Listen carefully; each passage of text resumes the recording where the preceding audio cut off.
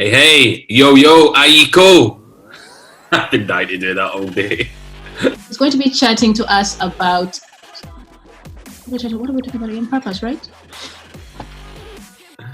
And unfortunately, we couldn't find an appropriate host and presenter. So unfortunately, we're stuck with Aiko. Aiko, talk to us.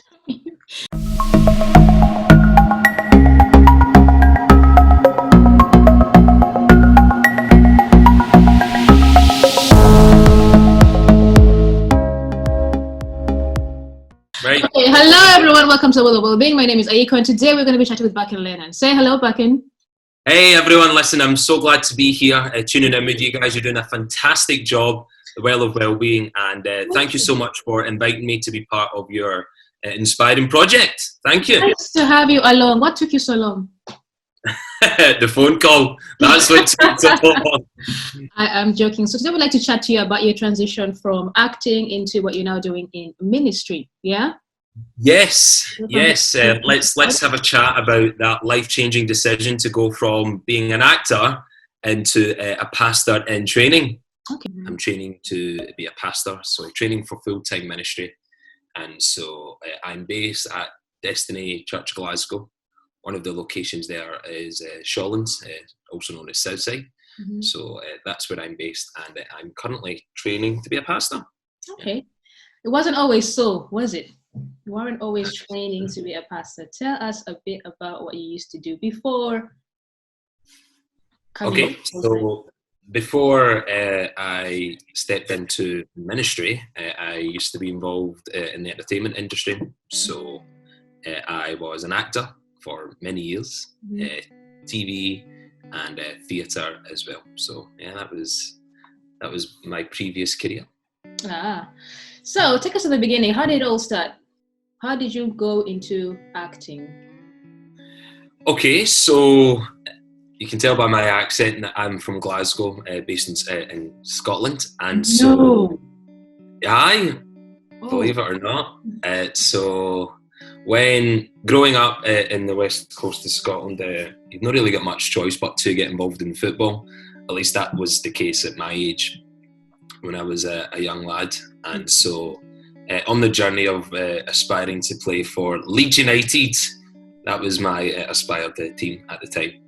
And then I remember going into secondary school, and there was a woman that had came from a children's production company, and she was doing a workshop, but I didn't know it was an audition for a TV show. Mm-hmm. And I remember doing that workshop and just being the class clown, just causing mayhem, encouraging other people just to misbehave and all of that. Not much. And I'd like to think, Aiko, that much has changed. Okay. Sorry to cut you off there. You were saying? And so, I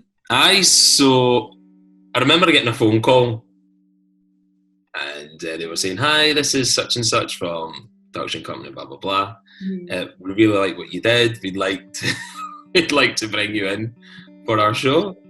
I was like, "Huh?" How old were you? I was 12 at the time. Oh. 12 years old, and I couldn't quite get it because I didn't take it serious. I was just being a clown, and that's exactly what they like. So I went down to London, and we shot. We finished the project, and I remember coming home really enjoying that experience. I really enjoyed being in front of camera, and so I decided I want to do a bit more of this. So at the age of 12 years old, I hung up my football boots. I retired very, very young, and decided to pursue acting. So that's when it began, all the way back here at 12 years old. And then we go through years of heavily involved in school, extracurricular activities, doing some productions outside of school, going into college to study acting, and then gaining a scholarship to study at drama school down in London. So, and then out of that, my professional career began. Okay, so it was sort of like a natural progression since you were 12. Thankfully, yeah, it was one step to another, and I was and then became professional. Okay, and where did you ever see that going? Did you ever want to like move to America, move to LA? Yes. So my aspiration was to play Denzel Washington's son, and so. But also, so you wanted to play Denzel Washington's son. I love Denzel. I don't see you as a son though. I see you more along the lines of who out there in America? Like who? Someone like Tom Hanks. Why not Tom Hanks' son? Tom Hanks' son? Have you seen Tom Hanks' son? He looks like you. He has this son that is trying to get into rapping. Right. That could have been you. Well, this conversation would have been useful about 15 years ago. I'm joking. Yeah, so you did aspire to grow. So I did aspire into films. That was the long-term goal. Okay. So obviously in the beginning it was very, very exciting. It was lights, camera, action, attention. At what point did you feel this is not for me anymore? When did that start to happen? I did a project, Aiko. It was a project with Human Trafficking, who are a fantastic charity, and they help tackle human trafficking here in the UK. Stop the Traffic was the name of the charity. And this was a tour. We did a theatre tour across the UK, and I left that project scarred in a really good way.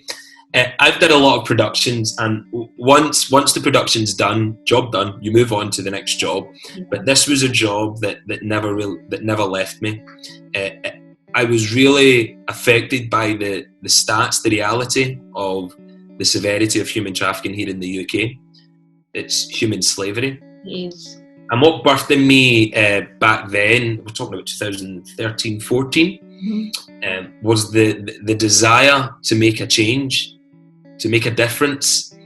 And I go through my acting career, acting away, but starting to prepare ways on how can I tackle human trafficking.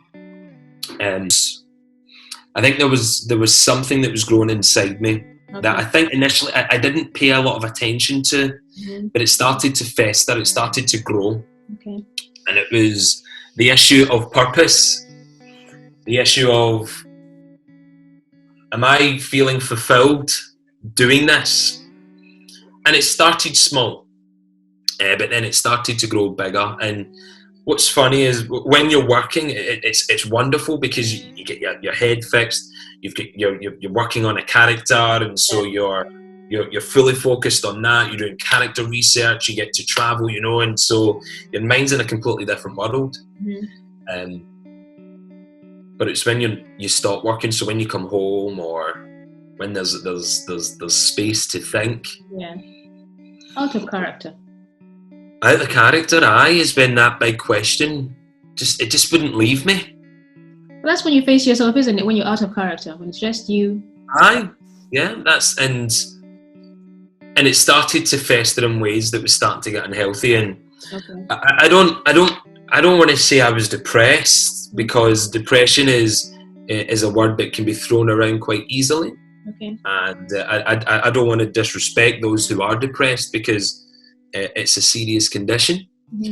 It's certainly a huge sense of sadness, feeling low.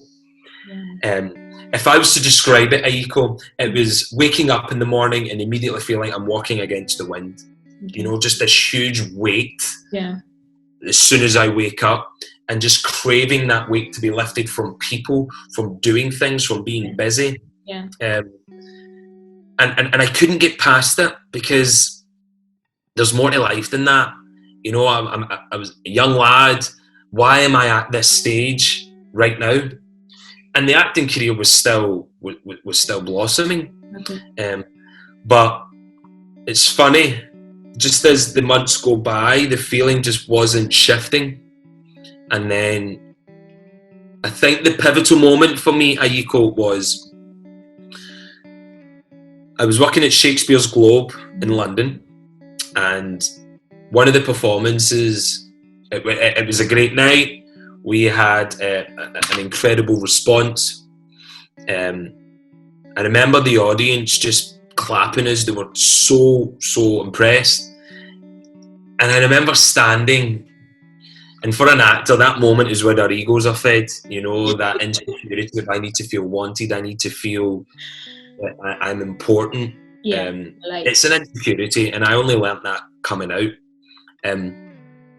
That was my medicine. Feed me. Oh, I feel worthy. Right, I can sleep tonight, and then tomorrow I'll get my next hit. Ooh.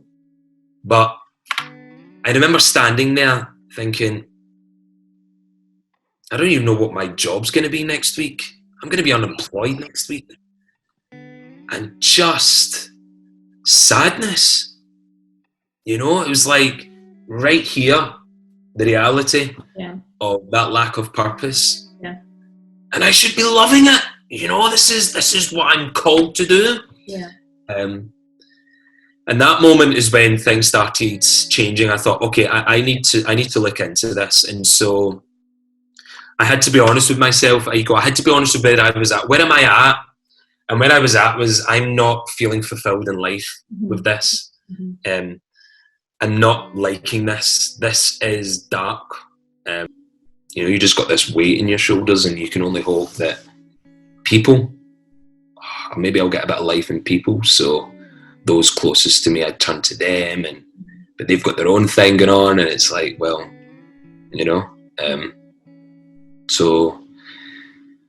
So that's when that it started to get real. Once the ego was aside, was like, what am I doing? And what's funny is I hear people around me saying, oh, you're really good at this.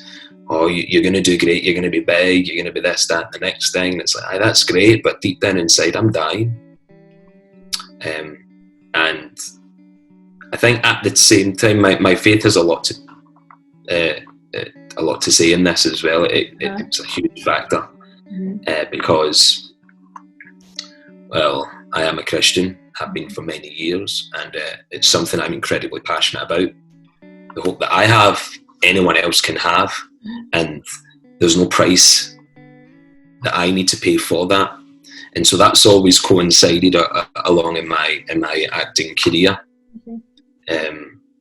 And so I find myself turning to my faith more than ever, always have, but this was, okay, what is going on? Because I'm meant to have hope here, but I'm struggling to see that. That's interesting. That was actually my next question. I was going to say, how did you make the pivot? How did you find that thing that would give you purpose? How did you know it was to make the pivot into what you do now? So I think what I did, Aiko, was not only was I real with myself, but I turned to my faith and was real with God. And I think when I did that, and I think anyone who is tuning in, I don't turn to religion for hope. I turn to God because I have a relationship with God through Jesus. And that relationship breathes life into me. And so I turn to the thing where I seek life from. And as I turned to God and was honest with where I was at, I started seeing things. I started realizing things. And in that moment, I started realizing I don't want this anymore. God calls me out and says, okay, then we're done here. Okay. It's time to stop. I've got a plan for you, and a plan that will breathe life, a plan that will give you purpose, a plan to bless you and not to harm you. And so I take time out to really seek God on that, because that's a big decision, Yeah. And I went away, went to retreats, prayed significantly, had others around me praying. And the Bible's a great source to hear from God. And so I turned to the Bible, and some verses helped really encourage me that this is the direction I'm going in. And so I decided, 2018, what about June? It's like, yeah.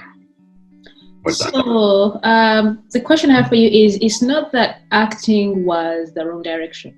It was just that it was time up. It was not something that you feel time was wasted in. It was something that you feel was for that moment, and then absolutely. Yeah, I have zero regrets. I think what's funny is, I mean, I'm not shy with my faith. I'm really not. Yeah. So, as I said, my faith and my career work side by side, and so in my career, I was still able to see God do things in people's lives. You know, I was still able to offer that hope to so many people, and see people receive that hope, and see lives being transformed.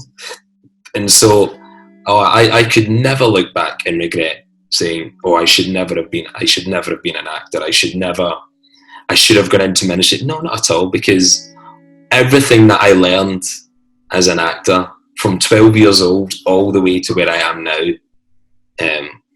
is what makes me who I am today, and I believe I can use in the next chapter in my life of being a pastor. Yeah. So I know, so not at all do I look back and regret. Not at all. I have a question for you. So if the producers of James Bond phoned your former agent and said, "Listen, where is this guy? We think he could be the next Black James Bond with a pay of something like 30 million per." Yeah. So, first of all, I'd probably pass on Idris Elba's number, because he's been for it. Hang on, you have Idris Elba's number? No comment. So anyway, something like that has happened, not to the level of James Bond. So that's it. Casting directors. So casting directors are those who actually cast TV shows, films, theatres, all of that. And I've had a few jobs being offered. Since been in touch. Since then, and I've just not pursued it. It's just it's not the direction I'm going down now. So the key is not to find out a lot of information about the project, because then it's easier to say no. Cool. Okay, so what would you say to people struggling, people in that situation where they feel like their current situation or vocation isn't fulfilling their purpose?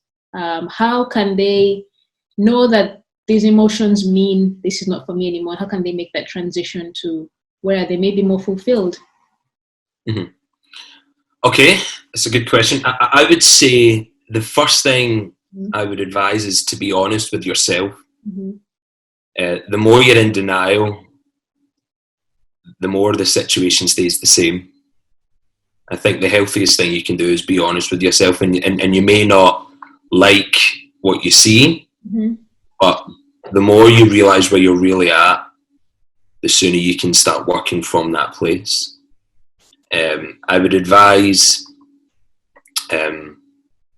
getting people who care about you alongside you to walk this with you. You don't have to be alone. For me, my faith had a huge influence. My faith in God, my walk with Jesus, and so whether you're a believer or not, it's still God still hears your prayer, and so why not reach out? And take your time. Really take your time. I had to deal with the sadness. I had to get help, so I sought counselling.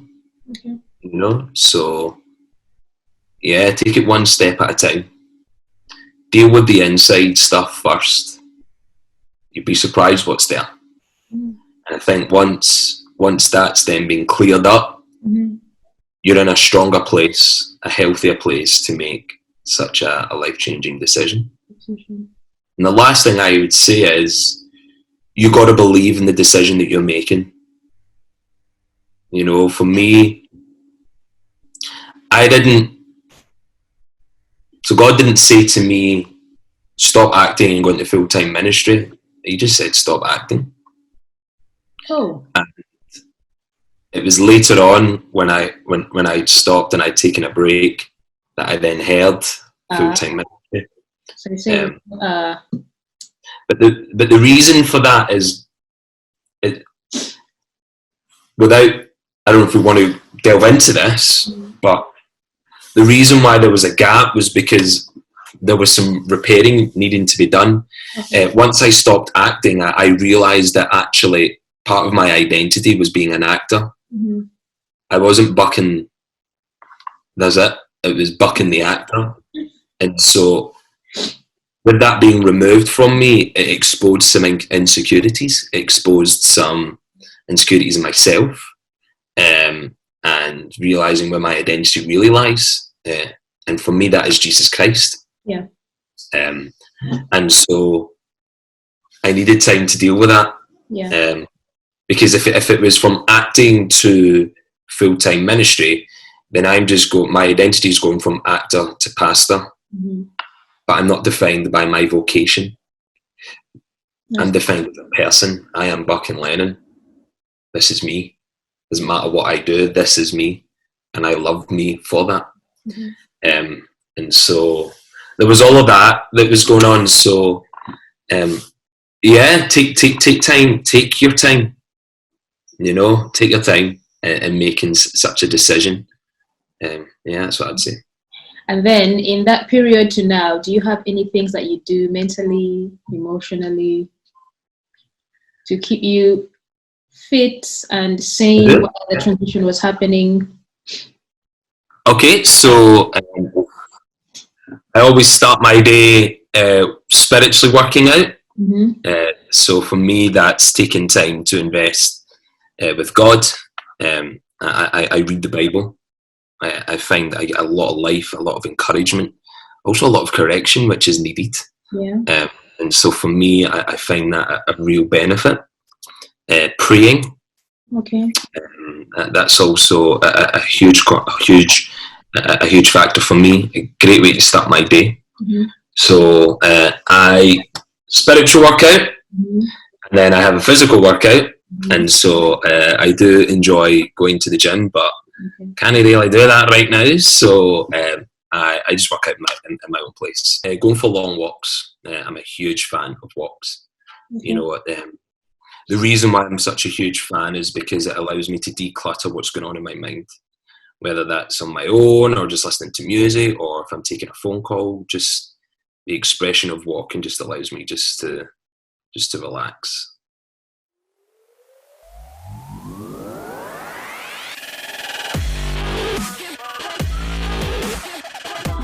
One, two, good. Four. Okay, yeah, that's hard. Tricep dips. And then what do you mean by press-ups? Do you do the girly ones or do you do the actual guy ones? What kind of questions are there? No. I actually recorded you. Don't record this.